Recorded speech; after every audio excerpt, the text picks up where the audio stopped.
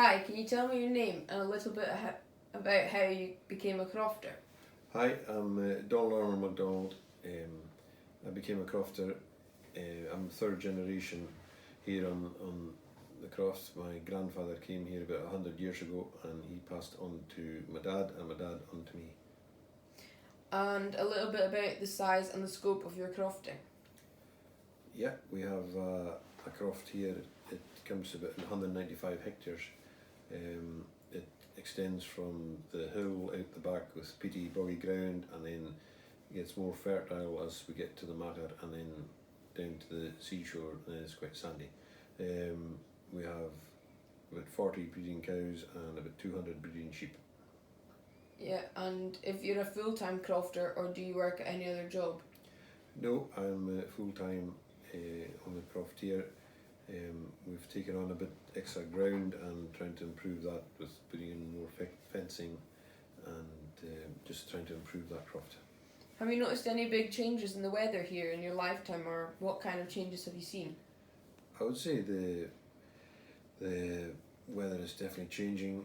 It's wetter, I would say, a lot more rain obviously, but in the last few weeks, for instance, we've had dry spells, and so it is changeable, I would say. In my dad's time, I think seasons were seasons and the weather was more predictable.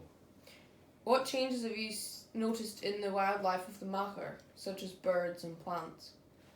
Things have changed also, I would say, because of crofting practices have changed. We have bigger machinery now. In the olden days, in my dad's time, for instance, it was traditional crofting with stooks of corn and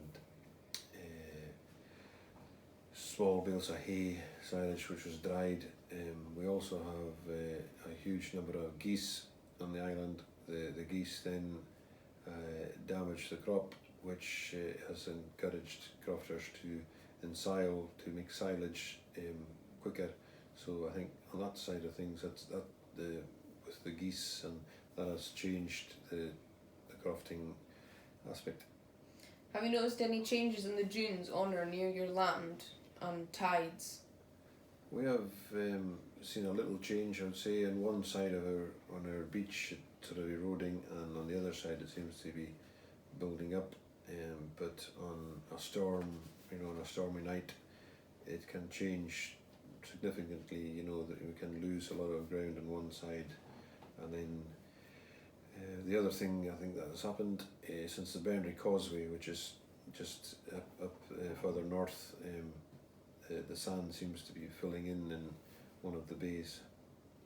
And have any of these changes affected the way you manage your crofting, or what do you do differently from the past?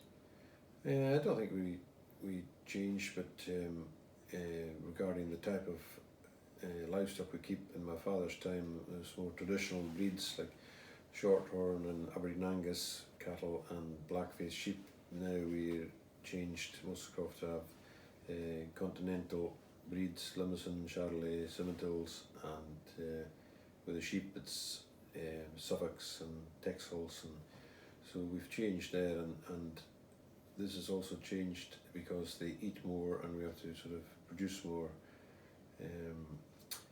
The other thing regarding crofting, in my father's time, every croft was self-sufficient. They had a dairy, a milking cow, and they had enough veg and whatever. But now with the price of living, and everybody has bills to pay more than in the olden days, and so in that aspect I think croft sizes have got bigger because the small traditional croft isn't really viable anymore. You need several crofts to make it, to like economies of scale type thing. And is seaweed the main fertiliser you used, or what do you use differently from the past? If we get seaweed, we'll use it, but we don't really get an awful lot. We just use farm manure. We can get seaweed taken in, but you still have to add other fertilisers. And what do you think might help crofting to survive through future climate changes, and what would you like to see happening? Well, I think in the islands here, tourism is one of the biggest changes we've seen in the last 20 years.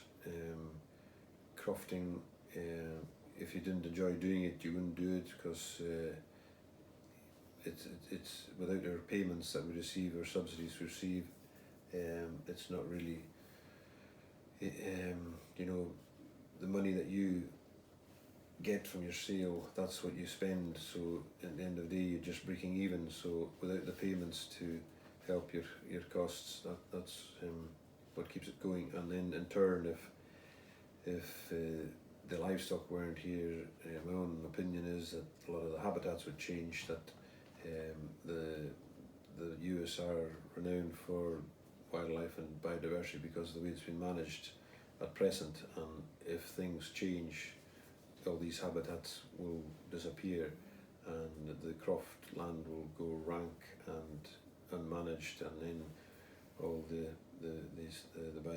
biodiversity will change, and it takes decades to reinstate these sort of things. Yeah, thank you.